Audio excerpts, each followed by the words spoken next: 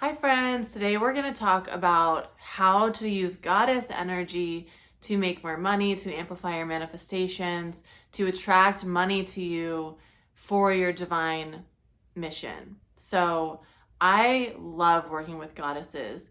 I've been working with goddesses for probably 4 or 5 years now, like consciously creating practices for them. You can see I'm here in my altar. I have an altar back here. I have a little altar over here. I've got altars all over my house. And I just love the results of working with goddesses, and gods also. But mostly it's really the energy that it brings into your life. So I'm going to just share a couple of things about working with goddess energy, and then I have 3 kind of like step-by-step things for you if you're just starting out, how you can start a practice with the goddess. So the first thing I'll say is that there are so many different goddesses, probably thousands. They're all depictions of Shakti, which is the primordial feminine force. We have Shiva and Shakti. Shiva is the creator and Shakti is the creation, basically. So these are very, very powerful energies to play with. And quite frankly, learning about this, implementing all of this in my life has changed my entire life more than probably anything I've studied or anything that I've learned. And it's a shame that in the Western civilization, we really don't learn about this. This is like an Eastern, this is very well known in Eastern societies. So yeah, so working with goddess energy is implementing Shakti into your life, and each goddess is kind of a different archetype, or a different piece of this Shakti, a different piece of the divine woman, you could say. So all of the different goddesses are different aspects of yourself, and this is why I love working with them. And it's not something that you could be devoted to one goddess, definitely. But you can also work with so many of them. They're not going to get like jealous. Like you can work with different goddesses during different parts of your journey. So the goddess will find you when it's time, especially Kali. The goddess will find you when it's time, but you can also seek her out if you're wanting support in certain areas. So for me, I first heard about Lakshmi, which Lakshmi and Ganesh are kind of the most well-known deities, I would say. And I would say that because they're also like the most friendly. Like Lakshmi is not gonna like flip your life upside down. She's like sweet. She's the goddess of abundance, of beauty, of love. Many of these goddesses are interchangeable. They also, you'll find that in different cultures, there's the same archetypes for their goddesses, but they, have a different energy to them sometimes. So Lakshmi is like she's a great goddess to start working with. She's gonna just bring like sweetness into your life.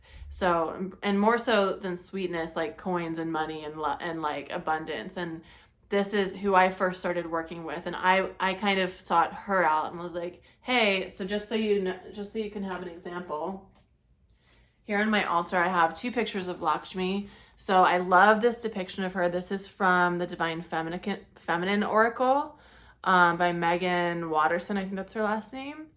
I just love this picture of her. So beautiful. My book cover, Sacred Wealth, is actually based on Lakshmi. So you'll see if you have my book, if you look at it, there's coins falling out of my hands. This is Lakshmi and her counterpart Vishnu. So I have them both here. And then I have a few other goddesses too here that I personally work with a lot, and also that we'll be working with in Divinely Funded. So I mentioned that, Lakshmi is a very sweet goddess. She's same with Ganesh. I actually have an altar here for him that I actually just added like a couple of weeks ago. I work with him a lot with my business. And then I have an altar over here for Ra. I have also a little like moment over here for Mary Magdalene and Yeshua. And then I have them like all over the house because I just love the concept of working with an energy that's much greater than you. And to me, like working with the energy of God is very, very powerful. But I like working with deities because they kind of have personalities. And so, I also have an altar to Sekhmet over here, this is the perfect segue. So I mentioned that sometimes goddesses will find you. Typically, this is going to be a destroyer goddess. So there are sustainers and then there's destroyers. And the destructiveness is ultimately for your healing. It's from love. It's like if a mother ripped, if a mother had a child who was a drug addict and she's ripping the drugs away from the child, getting rid of them, and the child's like, I don't know how to operate without these drugs. And it's for their best good, but it's going to be painful for a minute. So this is where it's really important that you listen to your intuition, because most of these goddesses are going to give you little whispers first. You'll have these little inklings. You could just call this the universe also. Will be like, hey, you should probably leave this relationship, or hey, you should probably leave this job. You are miserable. And then when you don't listen enough, I've said this in other ways before where I say the universe will flip you upside down until everything falls out of your pockets and you have nothing and you're hanging upside down like, anyone help? So Kali is a goddess that will come to you typically in this way, but she just rips the rug out from underneath you. You've probably seen, I don't have a picture of her on my altar, but she's, it's not an evil force. She is usually depicted with blue skin, holding a head with swords in her hands and holding skulls, and there's like skeletons or like skulls around her. Sekhmet, I have her statue over here. You guys have heard me talk a lot about her. She came to me last year, and she's actually very, very present in the air now with the pandemic. She's a warrior goddess. She's another destroyer goddess, but she has a very different energy than Kali. So the reason I love working with goddesses is because you get to know them, you create relationships with them, and you can find the goddesses that really speak to you. So I really resonate with Sekhmet on a lot of levels. She's helped me so much in the last year, although it started out with a lot of deep shaking. And she's here on the planet now. She's the goddess of war. She's the goddess of actually plagues. And so it's kind of the idea that she is like, what have you guys done to humanity? Like, I took a nap and you guys are just like messing it up all over the place. Like, what are you doing with your leadership? You're desecrating Mother Earth. You're not honoring yourselves. I'm going to come in here and fix some things because you guys aren't doing it. So she comes in and she like brings this plague or brings disease, or just comes in warrior mode. She comes in warrior mode and she's just like destroying, but it's so that something new can be rebuilt. So just going back to the broader idea of working with goddesses, some goddesses are sweet, like Lakshmi or Aphrodite, like the goddess of beauty and the goddess of kind of like sensuality. And then other goddesses are like gritty, like Diana. She's like out in the woods, like with her bow and arrow. Or like Lilith is like, the original, I don't want to say the original woman, but sort of, before Eve. And then she wasn't submissive enough. So Adam created Eve out of his rib, right? And she was submissive and Lilith is like, you will not control me. I'm a wild woman. And but she's also the mother of demons. Like, she's going to heal the demons within us. So anyways, all of these goddesses have it's so interesting and just fascinating to learn about them, to connect with them, and you can utilize their energy to support you on a deep level with whatever you're moving through in your life. So back to abundance and money and wealth. If you want to be attracting more money, there are so many different goddesses that you can work with.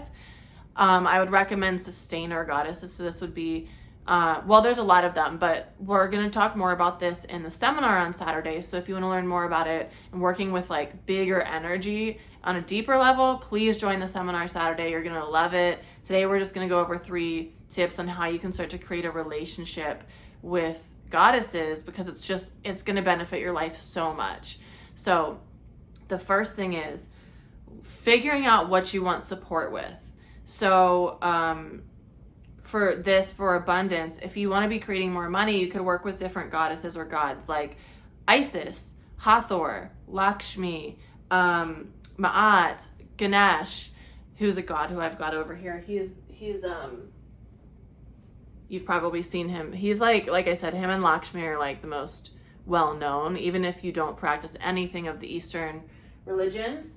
And to me, none of this is about religion. I don't believe in religion. I believe in what feels good to my soul and what supports me. So, and what feels at home and right. Anyways, so those are some of the different energies that you could work with. So first, it's just identifying what do you want support with and who are the options or who do I find that I feel really drawn to. So like when I found Lakshmi, I felt so drawn to her, and she's still one of my like 5 years later, I still have her picture all over the house. You know, I do chants to Lakshmi, and my life has been very abundant since then. And I've just, as I continue to work with her and other sustainer goddesses, I just feel more and more and more wealthy, regardless of what my situation with money is, because money isn't even real. Money is just the paper, the physical paper or the fake numbers in a computer that reflect your values of wealth and abundance and prosperity, your internal value of that. It's just reflected on this paper. So it's not about like physically what you have. It's about your embodiment and the energy that you carry, because that then results in the physical paper. So we want to be going for the energy. We're going to talk about all of this in Divinely Funded. I'm like, okay, I have like 2 minutes left. I have to get going on these tips. So then you want to create a relationship. So it's just like if you were meeting a new friend, you need to learn about them. You need to learn their stories. I love having pictures or statues. So I usually, by statue, I don't have like a 50-foot statue in my apartment. I have like, you know, statues that are this tall. That I love getting them on Etsy, but I love getting them in person, but sometimes it's hard to find ones that I really love. I'm just very picky. So I work with just using a lot of images. That works for me. You can use oracle cards. You can print out photos. Like I do that all the time. So create a relationship with them, get to know them, get to know their personality, and just start talking to them. Like, hi, Lakshmi. You can be so awkward at first. Doesn't matter. It's like, I really want to connect with you. Can you guide me to different things that are going to support me in getting to know you on a deeper level? And like, just watch what happens.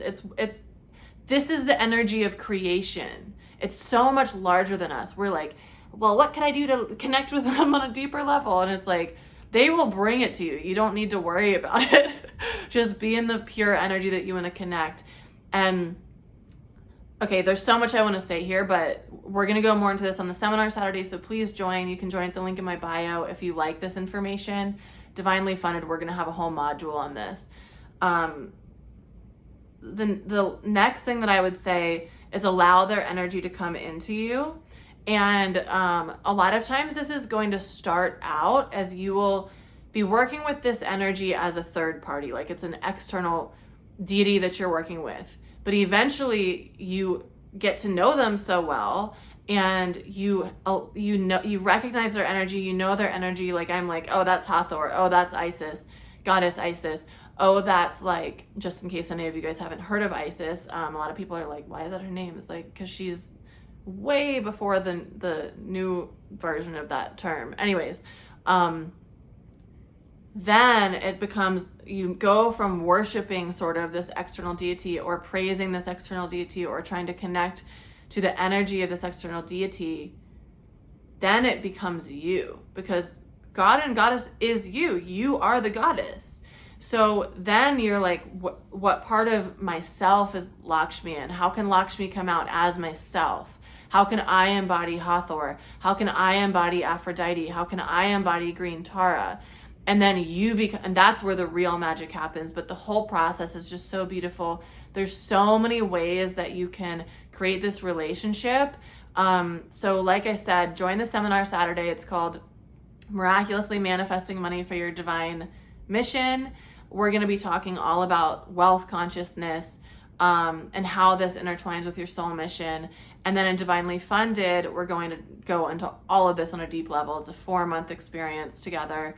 So you can change your entire experience with money, because it's really truly all about energy and what you are embodying. And that changes how you show up and the actions that you take. Gotta go. Ran out of time. Let me know if this helps you. Thank you for watching. See you on Saturday.